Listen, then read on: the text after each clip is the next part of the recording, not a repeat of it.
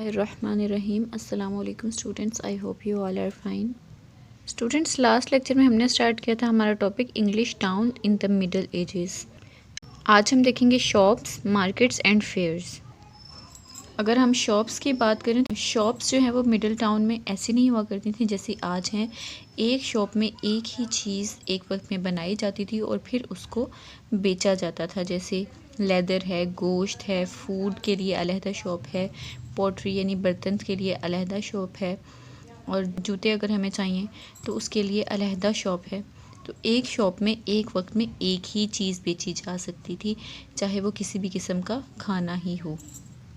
Next है markets and fears. तो markets जिस टाउन में होती थी वो टाउन बहुत लकी समझा जाता था, क्योंकि मार्केट की परमिशन हर टाउन में नहीं दी जाती थी। और मार्केट इस तरह की होती थी, अर्ली इन द मॉर्निंग जो पीजेंट्स हैं वो टाउन में आ जाया करते थे अपनी अपनी चीज़ें लेकर।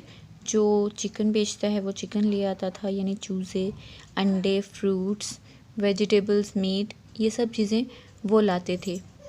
और फेयर यानी मेले कैसे होते थे, तो वो अगर किसी को परमिशन मिल जाए टाउन को तो वो बहुत लकी टाउन होता था। बहुत ही कम टाउन्स को इस चीज़ की परमिशन होती थी कि वो फेयर अरेंज करें। और फेयर जो है वो साल में एक मरतबा सिर्फ एक हफ़्ते के लिए होता था। उसमें पूरे मुल्क से उसमें अपनी अपनी चीज़ें बेचने के लिए ताजिर आया करते थे, और उसमें वो चीज़ें मिलती थी जो वैसे अवेलेबल नहीं होती थी, जैसे ज्वेलरी, मसाले, ड्राई फ्रूट्स और कपड़े वगैरह। ये सब चीज़ें वैसे अवेलेबल नहीं थी और ये सिर्फ मेलों में ही मिला करती थी। टाउन्स को इसलिए इससे फ़ायदा होता था कि जो भी ताजिर आते थे उनको पहले उस टाउन में आने के लिए टैक्स पे करना पड़ता था, इसलिए इस टाउन को इस चीज़ का फ़ायदा होता था कि उसमें जो है वो फेयर सजाया जा रहा है। अब हम मूव करते हैं अपने क्वेश्चन की तरफ।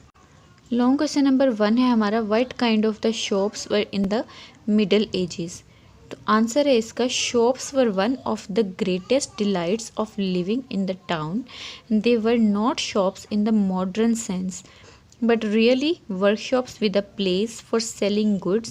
In the front, each shop made and sold one item only, such as boots, pottery, metal goods, meat, leather items, bows, and so on. Most things except for food were made specially for each customer so that one could not generally look round to see what was for sale. In larger towns, all of the craftsmen and shopkeepers of the particular item had stores in the same areas, so that there was a street of butchers, a street of shoemakers, etc. Students, ये था हमारा आज का lesson. अल्लाह हाफिज़।